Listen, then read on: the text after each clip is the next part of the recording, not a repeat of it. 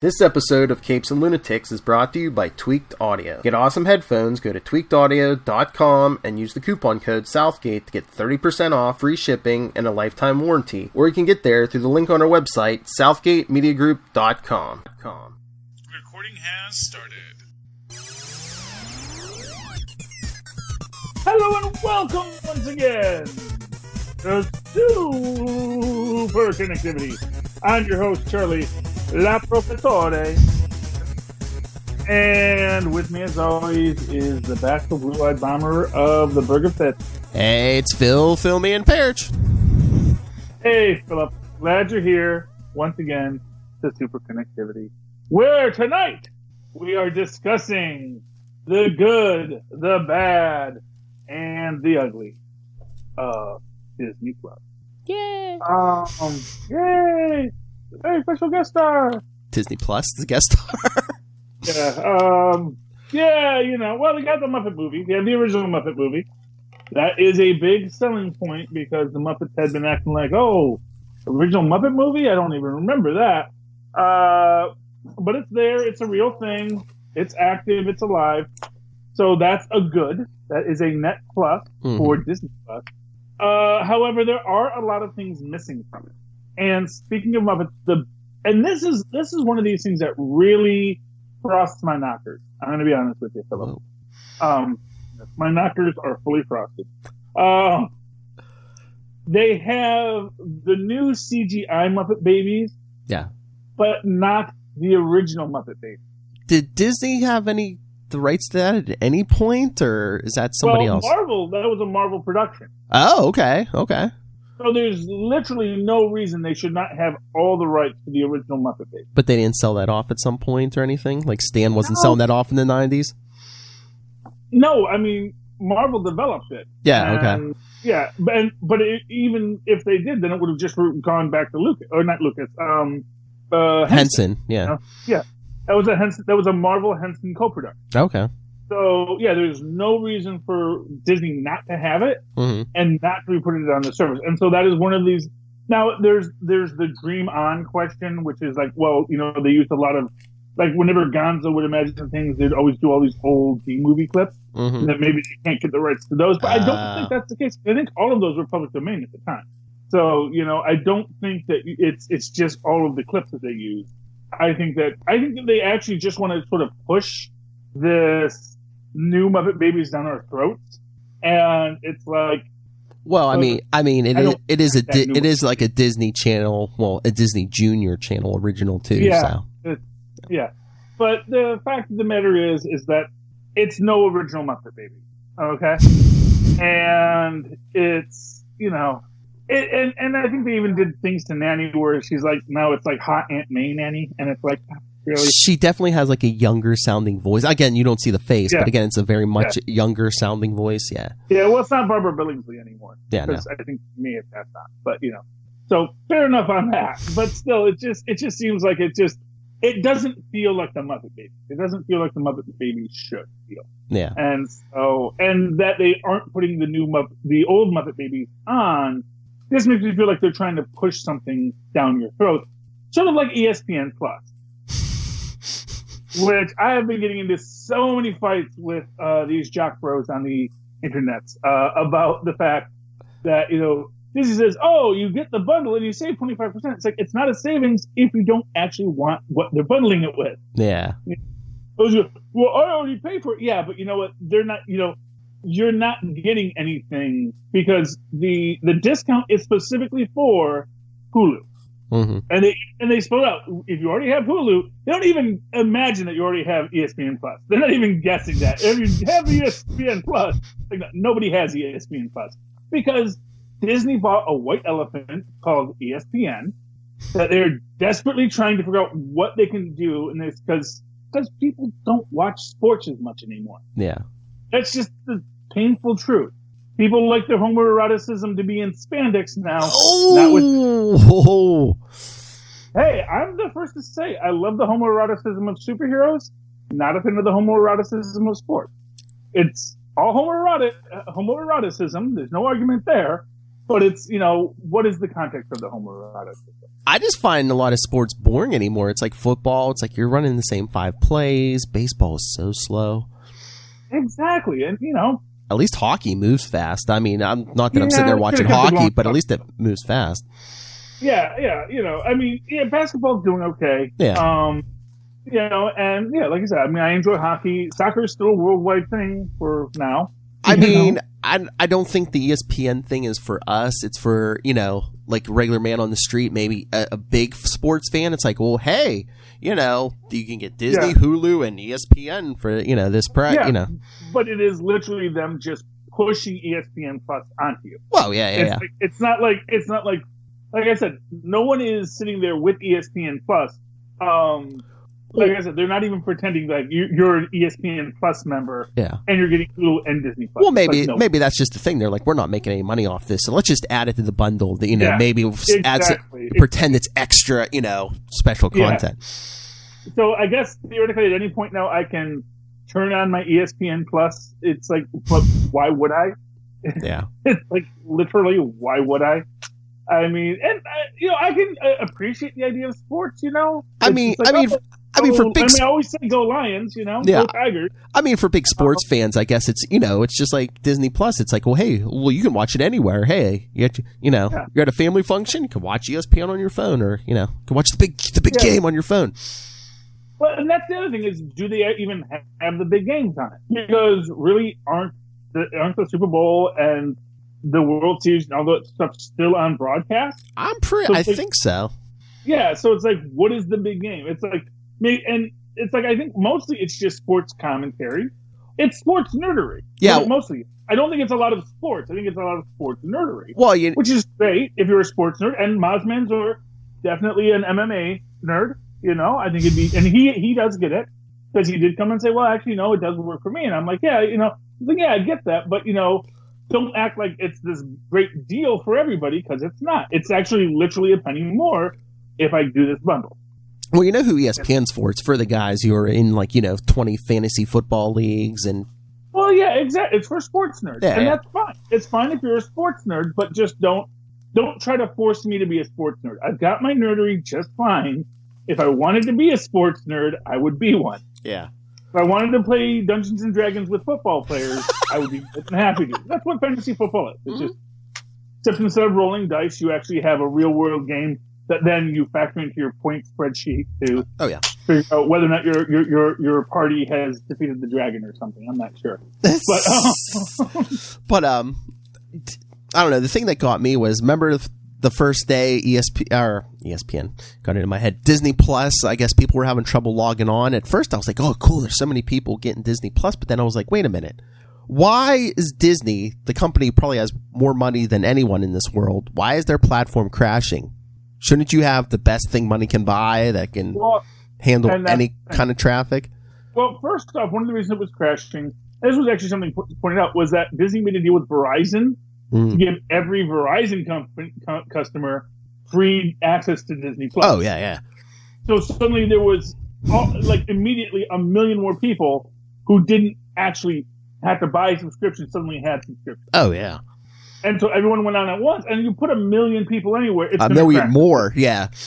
Yeah, and you'll see, because I'm all digital, because I'm through, I have an unlimited plan through AT&T, and I've got the hub in the house, so, and we live in a small apartment, so you can actually do that.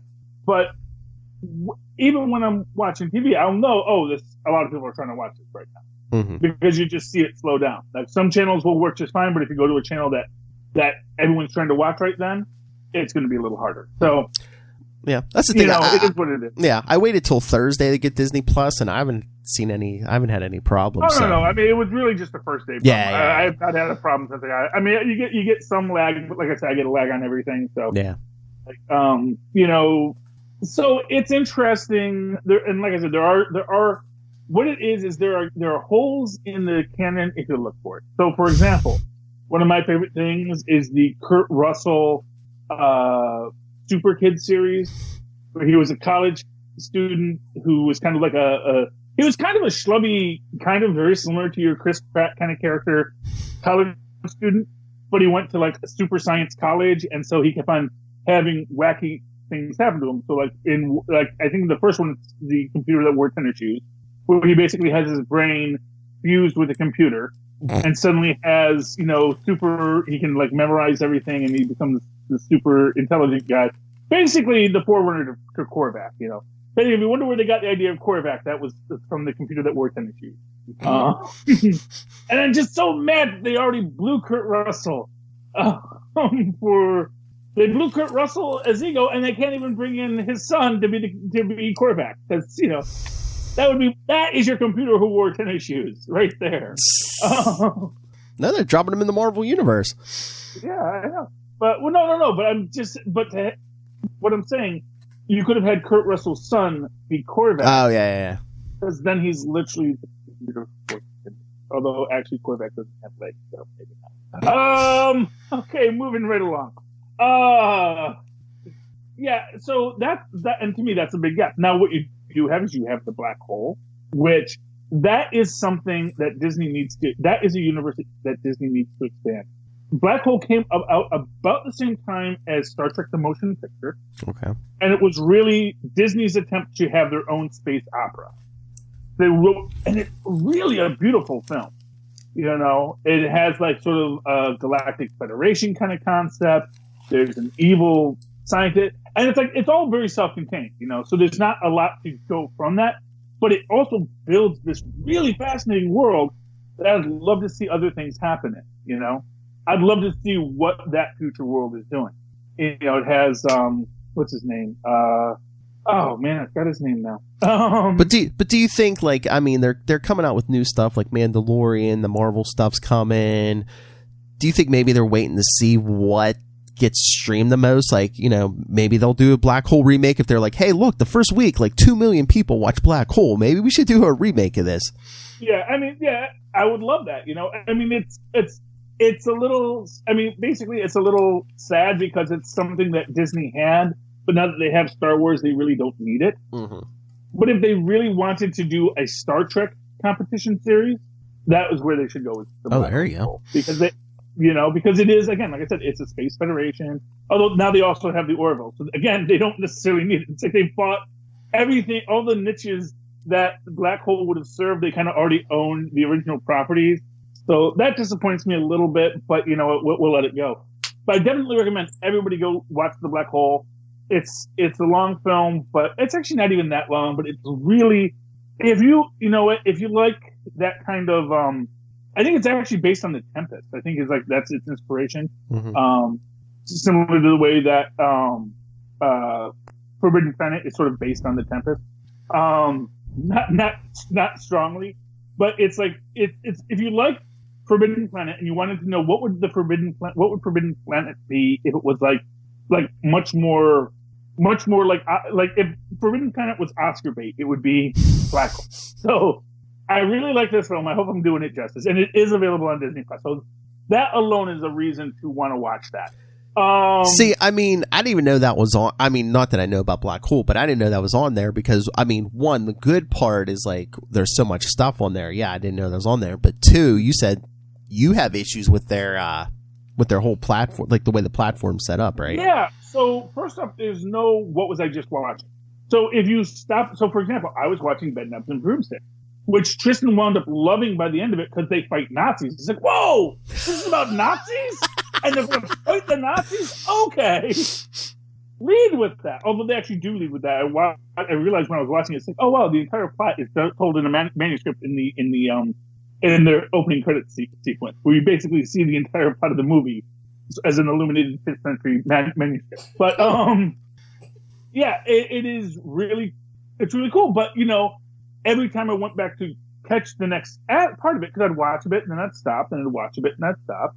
But every time I have to find it again, and it's not like it gets put to the front of even the queue that you were watching. They're pushing a bunch of stuff, but not necessarily what you want to watch. So, and then when I watched The Mandalorian, I watched the first episode, I kind of got out, and then when I went to go watch the second episode, it put me right back at the start of the first episode. So even then, it's not being intuitive. It's not realizing, it's not trying to behave like someone would watch a show. it's almost like it's meant only for binging and not for someone to just watch it casually, to flip around, to watch other things, because that's the thing. You can watch a film for like 30 minutes, stop, go watch something else, then go back and watch some more of the film. That's how I watch TV. And I want a program that can deal with that. I want a platform that can deal with that. Well, like I said, do you think, they probably they're going to add stuff to it later, but is it because you can have multiple profiles on your account? So is it? I mean, but even so, then, like, for example, when I go into Netflix, I got like 5 Netflix because, like, Ben has one and Trish has one and I have one. And, so if I go into Ben's account, it's going to be a completely different stuff in the queue. If I go into my account, it's what I have in the queue. Now, we share it in Hulu and we share it in Disney Plus because we're all in the same house, so it's perfectly legal. Don't at me. Oh yeah, no. I think they even said you get up to, like, what is it, 8 devices or something? Yeah. But the fact of the matter is that it doesn't. First off, I'm the only one that watches it. Mm-hmm. I mean, the kids what I watch, but like the kids haven't gotten to that point. First off, the kids are all on YouTube. Mm-hmm. It's like YouTube is, and this is what I'll tell you. YouTube is the content provider to be. Because YouTube has a better algorithm for the kids. Definitely YouTube. Yeah, but I mean, even for me, how often I'm sitting there just flipping through 30-minute series. Just the nerd content on YouTube is amazing. Or even just like, it's like, how do I cook this, or how do I do this craft? Or you could go on YouTube and there's, someone's put up a video. How do you do this? How do I play guitar here? Although I guess it's starting to weigh on them, on their servers, how much like unwatched stuff is on there. Oh yeah. They are saying that they're going to start deleting stuff that hasn't been viewed in like the last 5 years, or no value. But I just wonder, I didn't know if maybe they were saying that just because to give them an excuse to be like, oh, there's hate speech in here, let's get rid of this, or some No, because for what it's worth, hate speech winds up being very profitable. Yeah, I know, but it's like, if it's something like that YouTube doesn't want, they're just like, yeah, no, we can get. I mean, they can delete anything they want whenever they want. Yeah, I mean, that's the thing, the private platform, and yeah. But now they're gonna have the legalese that says, yeah, don't come at us. Here's the agreement. Yeah, well, they've already been demonetizing people for saying things that are offensive. Yes, and of course, because they have the algorithm doing it. Once you get demonetized, you have to basically appeal it. So, so honestly, I'm glad. I won't say I'm glad we don't make any money from YouTube, because it sounds like a pain in the butt to deal with these people. Well, but I'd rather we made money from YouTube. Yeah, I mean there are add-ons like TubeBuddy, like Lil showed me this, like when you put all your like hashtags and stuff in, like TubeBuddy will tell you, be like, if you put something up, even if it's not supposed to be offensive, there, I think, what is the tag? It might have been like war, or there might have been like war in the title with something, and there might have been like, this hashtag might give you a problem. Yeah. Monetization wise and stuff. So. Infinity War. No, you can't talk about that. Yeah. That might have been it. Yeah. Yeah. So, but this is what I'm saying. It's like YouTube has a very intuitive interface. Netflix has a very intuitive interface. Tubi, honestly, for my money, Tubi has the best interface in streaming right now. Mm-hmm. Because it does have, it knows, hey, you like those films of a certain quality. Here's a bunch of films of that quality that we know you like, Mr. Charlie Esser.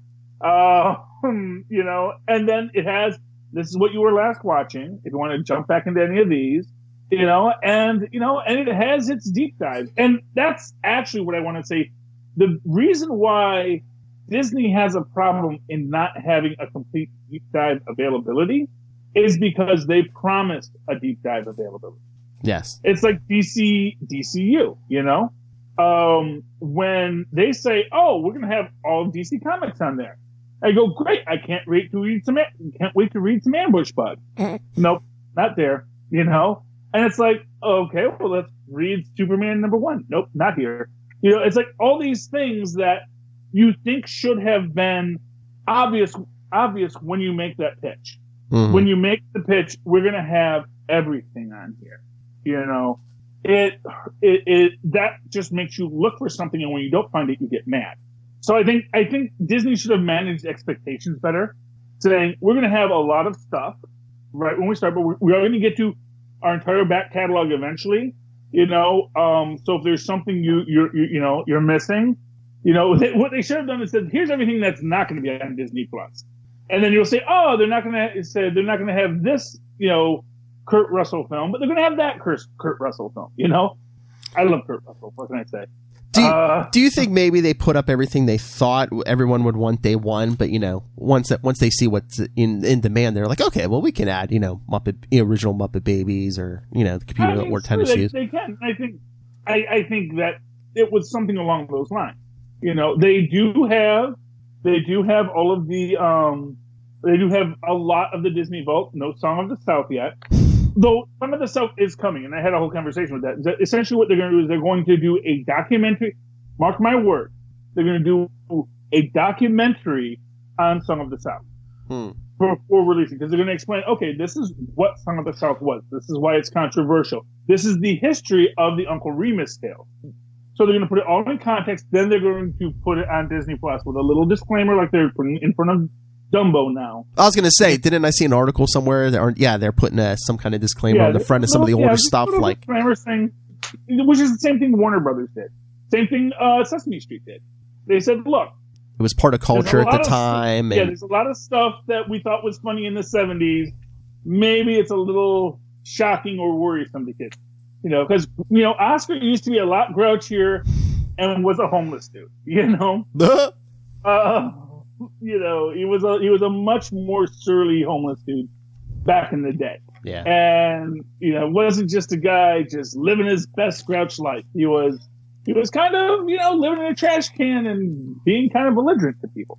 So it was a little harder for kids to deal with, but, but Sesame Street understood that. They don't said, look the same. Yeah, but Disney Plus isn't going to have Sesame Street, are they? Because that's on HBO right now. No. But when Sesame Street released their, a few years ago, their big box set, they had a warning on it. Same with at Warner's when they released their big box set of, all of the times Bugs Bunny, did blackface.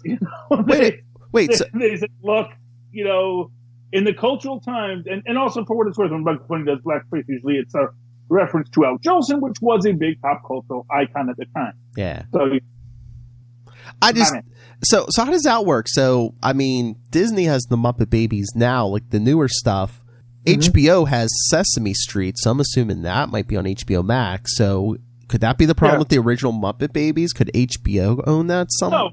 No. Or wait, is Sesame Street Sesame Street Sesame Street was like a PBS thing, wasn't it? Yeah, exactly. Okay. Well, it's Sesame Workshop. So here's basically how it works. Sesame Workshop created Sesame Street for PBS. Mm-hmm. Jim Henson was hired by Sesame Workshop to put some of his characters on there. Now, he had already created a lot of these characters beforehand, like Kermit the Frog. So this is why you don't see Kermit the Frog on Sesame Street as much anymore.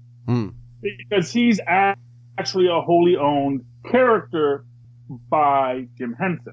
So Disney bought Kermit the Frog, but characters like Big Bird, like Cookie, like Oscar, those are all owned by Sesame Street, by Sesame Workshop, which is now, I don't know, I think Sesame Workshop is still its own independent company. Mm-hmm. So Warner's has made a deal with Sesame Workshop. Okay. It just doesn't own Sesame Workshop. Yeah. It's kind of similar to Spider-Man and Marvel with Sony, where, Sony got a good deal for Spider-Man, but technically Marvel still owns Spider-Man.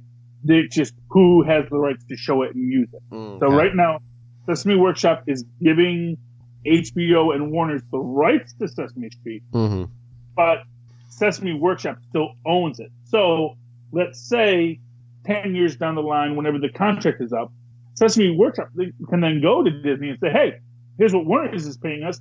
How much are you paying us? And then it just flipped right over. Yeah. Yeah, because that's probably going to be HBO Max's push. They're going to be like, hey, we got some DC stuff. We got adult stuff. We got Sesame Street for the kids.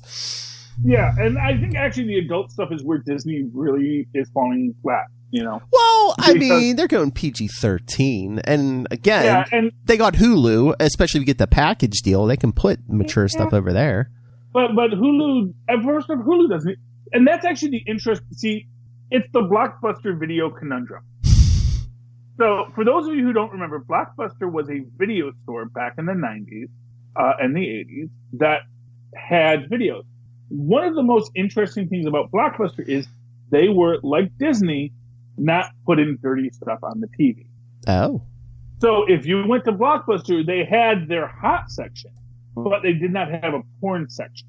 And that is like the big difference between Blockbuster and your mom and pop video store. Oh, yeah. Your mom and pop video store had an actual porn section. Well, I was going to say, none of the chain ones had a porn section. Did they? We had like Hollywood Video around here. I don't think they did either. I think Hollywood had a porn section. Oh, did they? Okay. I think Hollywood had an adult section. And the thing is that when you had a video that got to Blockbuster, it had to be edited. So even their hot edits were like early HBO hot edits. Oh, okay. So a lot of boobs, nothing below the belt except maybe butt. Okay. So it's like exactly it's how you parse it, Yeah. How you shoot the scene. What do we get to see and how are we going to see it? So, yeah. But that was Blockbuster's rule, is that you could not be in Blockbuster if your movie could be called dirty. Yes. So, and that's where Disney and Hulu kind of both are. Now, HBO Max, again, might turn into that skid and say, no, it's like, here you go. Here is your full, Debbie Does Des Moines. I don't think they're going to do Debbie Does Des Moines, but, they're going to do, they may play up that. They may play up as the adult show. Debbie makes out with Des Moines. Okay. Yeah, it's going to be more intellectually curious. Yeah. More, and that's, because again, that's going to be DC's brand. That's going to be Warner's brand. Yeah. Where, Marvel, DC, Disney. Disney is family friendly. We're adult friendly. And that's going to be their marketing portion. That's how they're going to sort of sell themselves. Now, how Sesame Street fits into that. Well, I assume I'm not even sure. I assume the HBO Max app is going to be like the Disney Plus app, because if you make like a kid's profile, like it says, when they search, we're only going to show the kids a certain, rating level. So, yeah, and that's fair. I think that is going to be. But when you talk about how you're marketing your company, and it does become this question: is Disney Plus hampering itself? Because again, like I said, if you go to Hulu, you're not going to see the stuff that you, as an example, will see on Tubi. Yeah. Because Tubi is a 1980s video store come to life. And it is, and well, yes, you don't have full-on Debbie Does Des Moines on Tubi. You get as close to Debbie Does Des Moines as you can get, Debbie Does Oxnard. You can get close to Des Moines. I don't know if Oxnard is even in whatever state Des Moines is in. Iowa. So go to Tubi, see your Charlie Esther nudity. Yeah, well, or see something that's a little bit lower rent. Yeah. And that's what it is. It's a lot of B movies. It's a lot of stuff that Martin Scorsese would like. Because Martin Scorsese, he was a grindhouse guy. He was a guy who made, which is always his big complaint, is that there isn't enough room for the old grindhouses. Yeah. Because even folks like Asylum, which you say, oh no, they're making those kind of movies, but they're not. They're making really just kind of, they're making money grabs. Whereas grindhouses, you could do this crazy social justice warrior story about a guy who robbed the bank to pay for his lover's sex change, which is the plot of Dog Day Afternoon, for those who don't know. Oh yeah, Scorsese and Pacino and all that kind of stuff, was that De Niro? I forget if that was Pacino or De Niro. But yeah, it's just, and what it was, he got actors that weren't pretty enough for Hollywood to be in films that weren't good enough for Hollywood. And that's how he made his bones, and he made great films doing it, Mm-hmm. And he has a point in that idea that who's going to make the film with the people not pretty enough for Hollywood, but the story is not good enough for Hollywood. The films that aren't designed to make money, that would like to make, or like the Joker, that might make money, but we're not going to spend a lot to get there. You know, and the reason why Joker is such a big hit is because they didn't spend a lot to get there, because it's not a special effects driven film.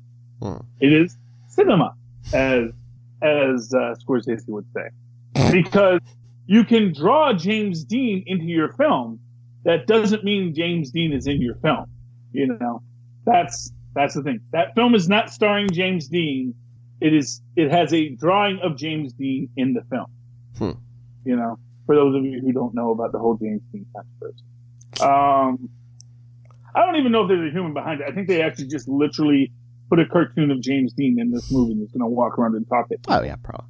You know, which I'm sure was great as a live actor to have to deal with, you know, a puppet on a sock that's supposed to be the James Dean character you talk to. Hey, I mean, that's kind of what they do with Thanos. I mean, Brolin just has to wear like a thick thing, or you know. Yeah, actually get Brolin there. Yeah. It's like you know, like I said, you know, when they did that deleted scene from Avengers with the Hulk, I would have rather seen that with Ruffalo in it. Yeah. I would rather seen Ruffalo in the stilts walking around being the Hulk. That would have been interesting. Don't put this little cartoon Shrek in there. Give me Ruffalo. Give me the actor who's actually making this real. Because there is an actor making it real. So, you know, but that's just me. All right, Charlie Esther, we're like over a half hour in. I know everyone wants to hear your thoughts on The Mandalorian, episode 1 and 2. Oh, okay. So, redeeming trait is The Mandalorian. Yes. And here's what I'm going to say. So DC had Titans when they launched DCU. Nothing else. But I don't think they had the back catalog they thought they had. Disney is supported by the fact that they do have the backlog to support the fact that they just have one show on right now, which is The Mandalorian. And it is really good. Mm-hmm. Most notably, the idea that The Mandalorian is a foundling. Mandalorian culture is like, it's interesting. And he even says it in episode 2, I think. You know, I'm a Mandalorian. Weapons are my religion. You know?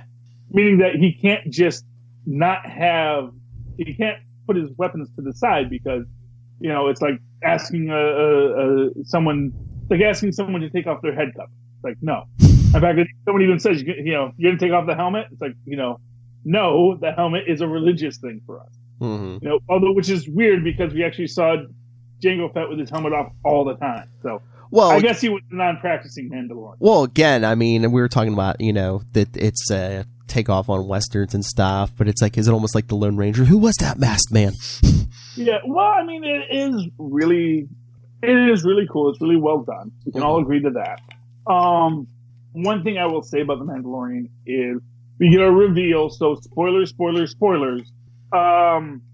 There is, and again, it's really fascinating to me that I realize we don't know the name of Yoda's species.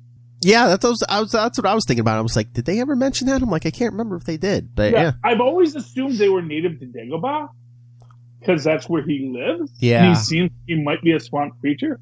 But yes, I mean, I don't think we never even saw any other member of his species except for him, right? There was I want to say it was in one of the. I think it was in the first. Yeah, it was in the first. In the Phantom Menace, I think we actually see I haven't seen that in a while. Yeah, which is a female of Yoda's race. So we do see that there was one other. Oh, okay. Okay, so you know, actually, what I always found fascinating is so Kid Yoda, because they want to call him Baby Yoda. He's not a baby; he can walk. He's 50. Well, he's 50, but what I'm saying is he's at least a toddler. He's really a kid at this point. Yeah. You know, and he can get up, he can get himself out of his thing, he can walk around. He's not crawling, he's walking. He's fully mobile. Can eat some frogs, yeah. Oh, ate that frog right up. Spit that out. Like, nope. It's edible, I'm going to eat it. Which was a great way to see a Yoda character. But, yeah, so he's 50, and he's basically a kid, he's a toddler. At most a toddler, well, at least a toddler, maybe even, like I say, he could be like a 10-year-old kid. Yoda is 900 years old. But if you do the math on that means like maybe Yoda was like 20, 26 when he died. It's like, was that just hard living? You know. I mean, unless it's like, can the aging like accelerate and decelerate? Yeah. I mean, obviously you get that, and it actually makes sense if you think about a species, because as we know from episode 2, this is a species that, by their nature, they're force sensitive. Mm-hmm. They are intrinsically tied to the, probably like midichlorians, are just a species that are just really tuned into the force. Yes. And I think one of the most interesting aspects of this is our Mandalorian is given the instruction not to kill the Yoda, that it is to bring him in alive. Was it TI-11, I want to say, or was it TG-11? It was Taika Waititi's the battle droid, or sorry, the bounty droid. Oh, I can't remember the name, but yeah. But it was either, they never say it in the show. It's actually in the credits, but I think it's like it's T something. I think it's TG-11 or TI-11. I could be a little off on that, but anyway, which is such a great character, they gotta bring him back. He's a droid and he is manufactured, so there could be like 10 of those out there. Oh yeah, I would love to see it with like 6 of them in one, and then they just start talking to each other in that great Taika Waititi way. This is really the year of Taika Waititi. That guy is just blowing up. It's interesting because here's the thing, and here I think is the big secret of this: droids can't be controlled by the Force. So if you're sending in a droid to take in this being, you're not going to be taken over by it's not going to be able to use its Force to protect itself from. I mean, it can as far as deflecting lasers, which again, we don't know who shot Taika Waititi's character. We don't know if that was the Mandalorian or if that was just Baby Yoda deflecting it. Oh, yeah. You know? And the other aspect of that story is we don't know if the Mandalorian is really operating with his own free will, or is the Yoda character sort of manipulating him. So even if the Mandalorian shot Taika Waititi's droid, maybe that's because Yoda told him to, or Kid Yoda told him. Yeah. All right. I looked it up. The droid was IG-11. There we go. I thought it started with a T, but there we go. IG-11. Yeah. And he's only credited for one episode, so that might have been it for season 1. Season 1. He might be back for season 2. You know. Yeah. Oh yeah. Well, I mean, he's a droid, so you can always put out another one. Yeah. I love Nick Nolte as the old man of the planet. I have spoken. Oh. Which is just, and I love that. That's just how he ends his sentences. It's like this, which is obviously meant to be like this is the cult. This is one of the things I think that Star Wars has an advantage over other, like Star Trek, is that people have accents, people have ways of speaking. That there is a common language, but not everyone speaks it. You know? Oh yeah, I mean, just look at the differences on this planet, and you're dealing with like a whole galaxy. Exactly. And so that's one of the things I think is really great. And I love the fact, so they're speaking common. Obviously, they're speaking whatever the common, probably the Imperial language.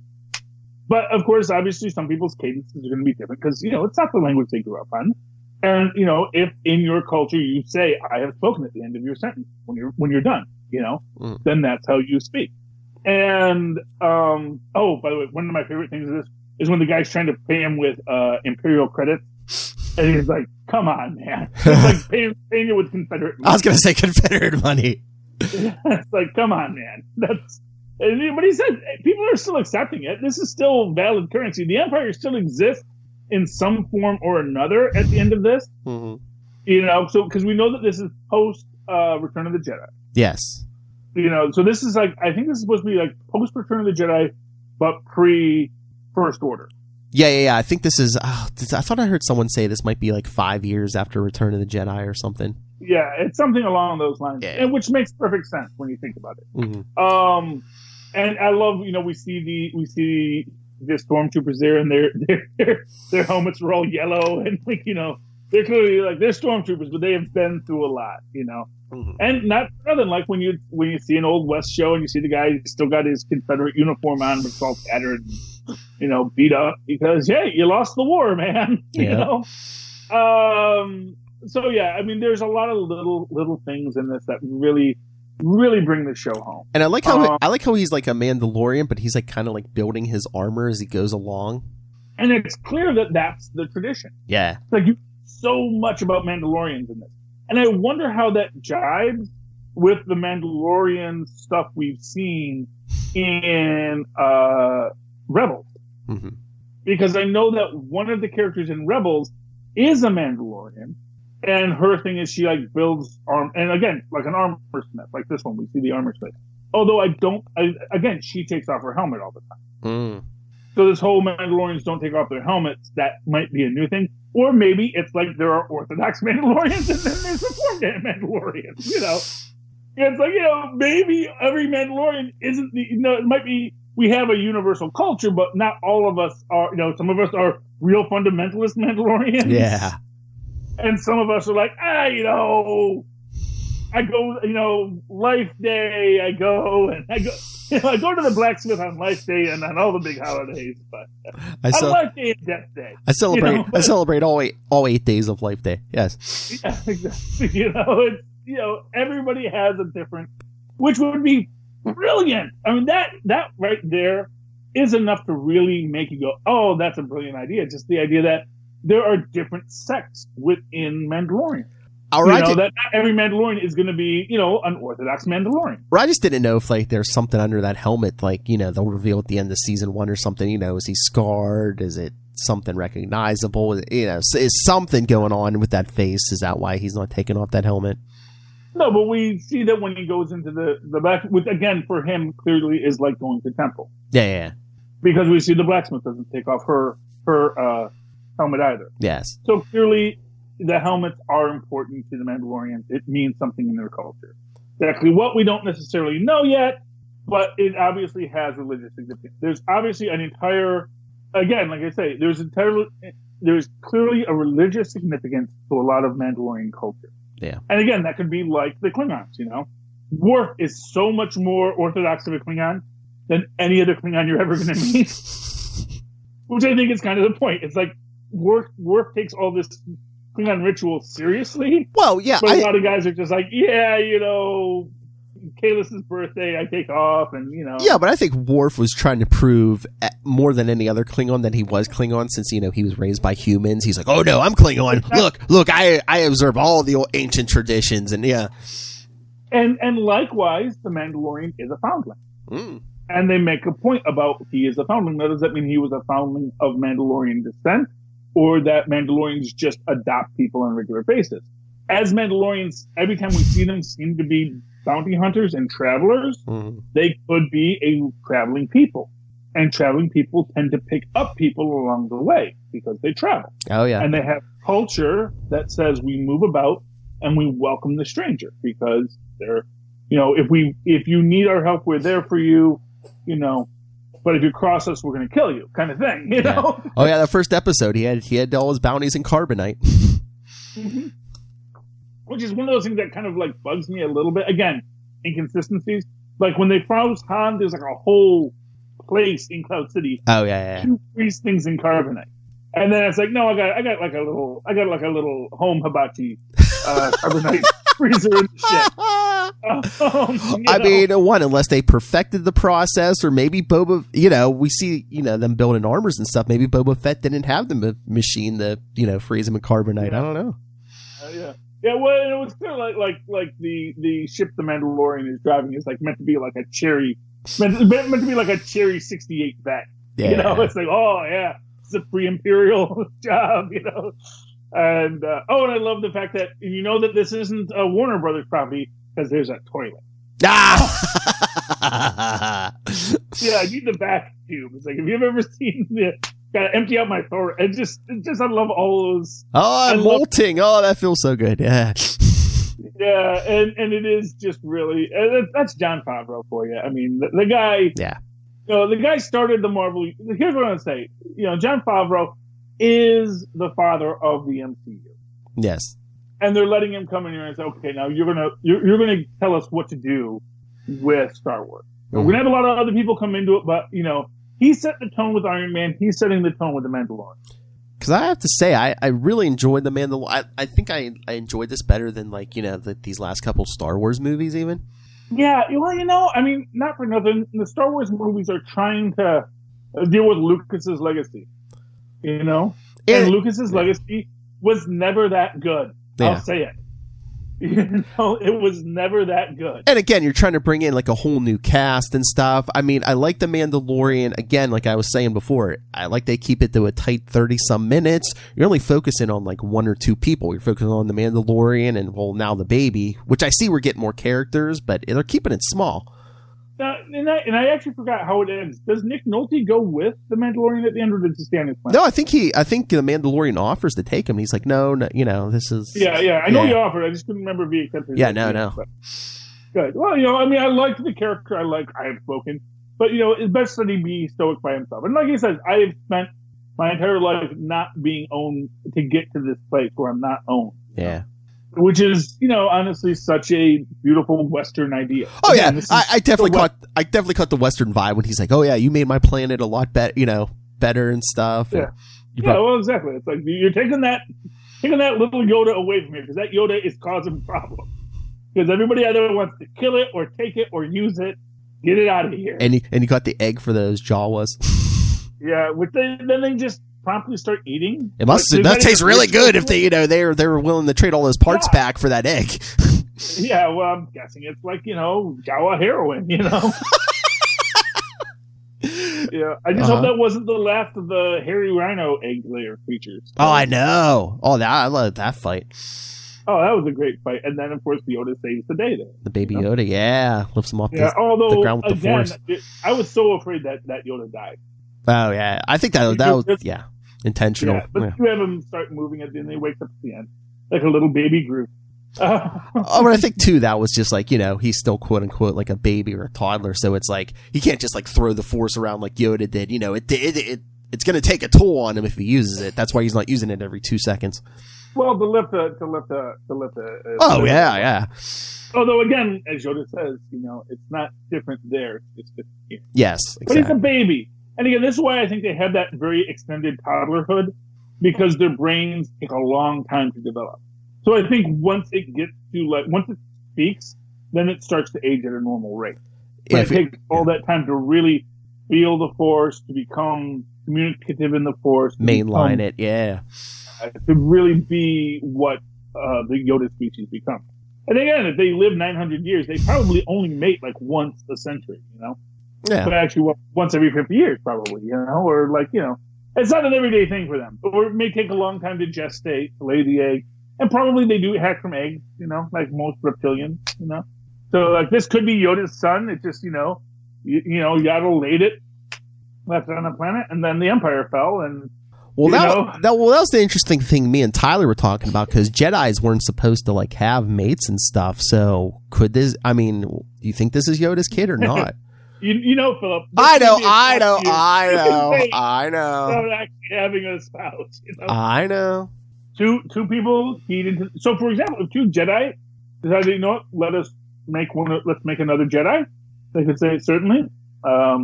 Here's my egg. Here's my sperm. Schmook, schmook. And we go about our business. Or again, I mean, this is after Return of the Jedi, so I mean, after the fall of the Jedi Order, Yoda could have been like, okay, time to mate. Well, this is since the item has been around for 50 years. Mm-hmm. So it has to be, if Luke is in his 20s. True. Yeah. You know, then this had, and then again, we're assuming how old Luke is, you know, how old anyone is, you know, because we actually see that Vader goes from, you know, 8 years old to, you know, 22 in like a single movie. So who knows how anyone ages in this universe? Yeah, but too, I wonder if like maybe this thing was like an maybe it was artificially created, like a clone or something. Someone get their hands on Yoda's DNA. It could literally be a Yoda clone, yeah. But then again, that took 50 years to either gestate or whatever. They let it grow naturally. They didn't artificially age it up. Maybe you can't access the Force if you do that or something. Yeah. Well, you may not actually even be able to do that. Well, and again, because you need to have that time, it needs to have that toddlerhood. Yeah. Just like your toddler needs to see the world and put things in its mouth and says, that's poison, so let's not do that. Well, I'm trying to remember Attack of the Clones. Those Boba Fett, those Jango Fett clones. Did they age regularly, or were they artificially aging? No, they were. They were artificially. Well, they were aged up. Okay. So they were adult clones. So basically what it is, it's like what we do in our modern, well, not modern cloning, but like fictional cloning, where it's like, oh, it's a clone of Steve Rogers, and he just happens to be, perfectly aged Steve Rogers. And now we're going to put our Red Skull brain in there. That's all within the purview of the knowledge of the universe. But you can make it where it's just a baby clone too. So, who knows what you do? But it's very interesting, and I do think it's going to be revealed that the Yoda clone is actually manipulating people, which may also be why everyone's attracted to it. Or more interesting, why all these bounty hunters were maybe guarding. Because you think about it, you have all these bounty hunters there, and the Yoda clone, or the Yoda, is just sitting there. The Yoda's like maybe no one's trying to to cash in on the bounty. It's almost like Colonel Kurtz, in the middle of the jungle with all of the rotting ivory around him. This is Heart of Darkness, for your freshman lit class. He just, that maybe this little Yoda was like, they keep on sending bounty hunters for them, and they all wind up being taken over and just like taking care of the Yoda. That would be. That would be interesting because, it's like, if it's this evil thing, can you kill a baby? And two, is anyone going to see it coming? Because it's like, oh, it's a little Yoda Junior. He couldn't. It must be nice. Yeah, but again, that would also explain why they sent the bounty to it. Yes, it's the one thing that would not be influenced by the Force. So I think that's the very telling thing, that someone wants to kill this thing. Yeah. And we know it's not Herzog and the scientist. Because Herzog said, if you do kill it, we need the proof of death. Meaning you got to bring the body back. Whereas the scientist is like, no, it has to be caught alive. Yeah. Have to bring it back alive. And so that is the complexity of it. And I think that's why it goes with the Mandalorian, because it knows the Mandalorian doesn't want to kill it. Yeah. So it's like, okay, I'll go with you. We'll see where we go. And we will all see where we go next when the next episode drops. Probably next Sunday, I imagine. I think is it Fridays? it dropped yesterday, so it might be every Friday. Oh, maybe every Friday. Okay, well that's great. So yes. So I know that's when DC usually DC Universe usually drops their episodes. So it might be Fridays. Yeah. Well, except of course, obviously HBO drops on Sundays, so who knows. Yeah, any of this stuff drops whenever it drops. But I'm loving The Mandalorian. It's a good thing. Yes, it is. So, Philip, anything else to talk about tonight? No, I think we're good. We're good, then. Let's get out of here. Philip, if people would like to reach out and touch you, how can they do so? If they would like to force touch you and maybe manipulate you, make you realize that these are not the droids you're looking for, how can they reach you? Well, if you want to get all creepy like that, you can always email me, nightwingpdp@gmail.com. On Twitter, I am at nightwingpdp. And remember, you can always check out the Capes and Lunatics at, email us, capesandlunatics@gmail.com. The voicemail, 614-382-2737. That's 614-38-CAPES. And check out all our social media, links to merchandise, the YouTube, everything at Linktree, linktr.ee/Capes and Lunatics. Look for the 2 E's at the end for quality. Ping! And of course, write to me in that old-fashioned email way, where Ma's and Pa's and maybe even Yoda once did. At superconnectivityblog@gmail.com. That's superconnectivity, all one word with the blog part, at gmail.com. And, of course, follow me on the Twitters as I live tweet. Watchmen. The Watchmen. Like it. It's a good show. Watch it. Follow me as we live tweet it this Sunday at 9 o'clock Eastern. At Charlie Esser, the CHARLIE. Look for the 2 E's in the middle of this. For quality. Bing! There you go. Anyway, ladies and gentlemen, boys and girls, children of all ages, thank you for connecting with us this week. Please super connect with us again next. Good night. Good night. That is your Disney Plus review. It's a good service. It just... Needs some tweaks. Yeah. I don't think they know who their competitors are. They're on that's You got to be ready to go direct. I don't know. Warner's in that plays defense. I think Disney's just always like, here we are. This is what we are. Love it or hate it. Yeah. I think you'll get more hate than love sometimes when you do that.